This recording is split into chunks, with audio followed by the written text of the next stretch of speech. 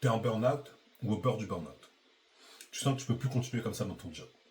Tu te dis sûrement que les deux seules solutions qui s'offrent à toi, c'est soit de serrer les dents encore quelques mois, ou alors de tout plaquer du jour au lendemain. Pourtant, ces deux options, ça reste les pires que tu puisses prendre. Et dans cette vidéo, je vais te montrer pourquoi est-ce qu'il existe un troisième choix. Celui qui te permet de sortir du burn-out sans détruire ta sécurité financière. Et que tu peux commencer à faire dès cette semaine, même si tu es encore en poste. Dans cette vidéo, je vais te partager 3 choses. Tout d'abord, pourquoi ces deux options évidentes, tenir ou tout lâcher, sont arrêtées les 2 pires décisions que tu puisses prendre quand tu es dans des situations comme la tienne. Ensuite, les 3 étapes concrètes pour sortir de cette situation sans tout foutre en l'air. Et ensuite, la première action que tu vas pouvoir faire cette semaine, dès lundi, à la fin de cette vidéo, tu auras donc un plan clair. Tu sauras exactement par où commencer. La plupart des femmes que j'accompagne arrivent avec une seule question. Je pars ou je reste. Donc elles oscillent entre ces deux pendant des mois, parfois même pendant des années. Mais ces deux options, elles partagent la même erreur. Elles traitent toutes le symptôme, pas la cause. Tenir, c'est continuer à vider un vase déjà percé. Tout lâcher, du jour au lendemain, c'est casser ce vase au lieu de le réparer. Donc dans les deux cas, tu repars avec le même problème, c'est juste le contexte qui change. J'ai vu ça des dizaines de fois. Des femmes qui n'en peuvent plus et qui décident de tout arrêter sur un coup de tête. Sans pour autant avoir fait le travail en amont. Le vrai travail de réflexion sur justement ce qui les a amenés là. Donc elles quittent un job qui ne leur convient pas, mais elles se retrouvent 6 mois plus tard dans une situation qui est la même. Dans un job qui ne leur correspond toujours pas, et parfois même encore en burn-out. Parfois encore épuisées, et surtout sans même savoir pourquoi. Parce que personne ne les a aidés à voir ce qui, dans leur façon de fonctionner, les avait amenés là. Voilà pourquoi ces deux options sont deux pièges. Mais alors, c'est quoi le vrai chemin? Il y a 3 étapes. La première, elle va sûrement te surprendre. Numéro 1. Stabiliser avant de décider. Tant que ton système nerveux est en alerte rouge, tu ne peux pas prendre la bonne décision. Donc la première étape, c'est pas de choisir un nouveau métier. C'est de retrouver suffisamment d'énergie pour pouvoir penser clairement. Que ce soit à travers un arrêt maladie si nécessaire, un cadre médical, du soutien, ça passe toujours en premier. Mais stabiliser, c'est pas suffisant. Donc il faut l'étape numéro 2. C'est-à-dire comprendre pourquoi est-ce que tu en es arrivé là. C'est pas ton patron, c'est pas ta charge de travail, c'est toi. Qu'est-ce qui dans ta manière de fonctionner t'a amené à ce point-là? C'est ça le travail sur l'identité professionnelle. Sans ça, tu reproduiras exactement le même schéma, mais juste ailleurs. Donc l'étape numéro 3. Construire la suite pendant que tu es encore en poste ou alors en arrêt. Ta nouvelle activité, ta prochaine direction, tu la construis avant de partir, pas après. Et ça permet de justement pas sacrifier ton niveau de vie. Voilà les 3 étapes. Mais tout ça, ça reste théorique tant que tu n'as pas fait la première action. Et cette action, tu peux la faire, comme je te disais, dès cette semaine. Si après ce que tu viens d'entendre, tu sens que tu as besoin d'être accompagné pour clarifier ta situation, je t'offre un pré-bilan gratuit de 45 minutes. On regarde ensemble là où tu en es et quelle est la première étape pour toi. Le lien est en description.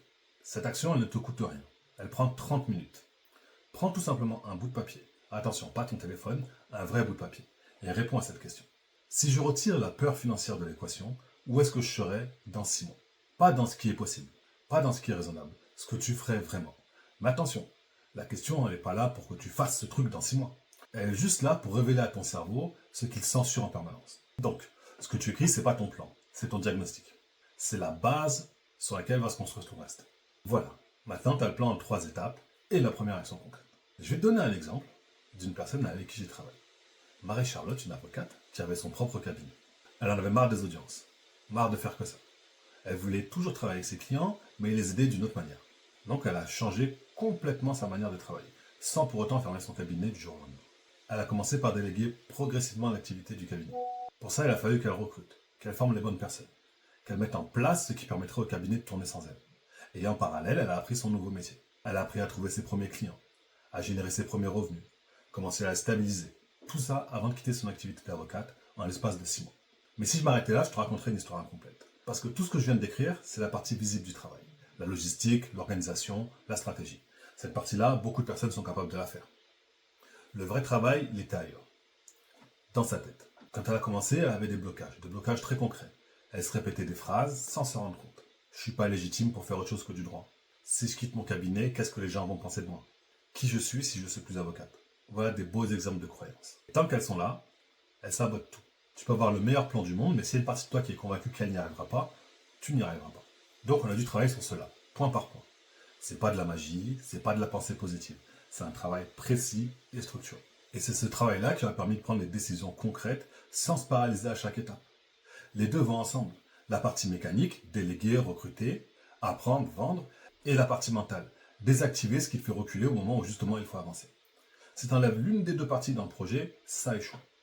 Aujourd'hui, Marie-Charlotte, elle travaille dans un cadre qui lui convient parfaitement. Ses résultats, ça a été même au-delà de ce qu'elle imaginait au départ. Parce qu'à travers ce parcours, elle a pu atteindre deux choses qu'elle n'avait pas avant de commencer. La première, c'est son indépendance financière. Celle qui fait que tu ne travailles plus pour payer tes factures, mais tu travailles vraiment parce que ça a du sens. Bien évidemment, dans son activité, c'était quelque chose qu'elle aimait, mais à la longue, elle s'en était lassée. La deuxième chose, c'est son indépendance géographique. Aujourd'hui, elle peut vivre et travailler d'où elle veut, et elle organise son planning comme elle l'entend. Ce sont deux formes de liberté qu'elle n'avait absolument pas comme avocat, et qu'elle n'aurait jamais atteintes si justement elle était partie sur un coup de tête. Elle n'a jamais sauté dans le vide. Elle a juste construit la suite avant de mettre un point final à sa carrière d'avocate. Et elle a fait ce travail sur elle, en parallèle, pour que son cerveau justement ne l'empêche pas d'y arriver. Si tu te reconnais dans ce qu'on a vu aujourd'hui, abonne-toi à la chaîne. Je publie plusieurs fois par semaine des vidéos pour t'aider dans ta transition professionnelle, sans casser toute ta vie ou tout ce que tu as construit. En revanche, si tu as envie d'aller plus loin, tu as envie de passer à l'action maintenant, tu peux cliquer sur le lien pour réserver ton pré-bilan gratuit. Je te souhaite une excellente journée et je te dis à bientôt dans la prochaine vidéo.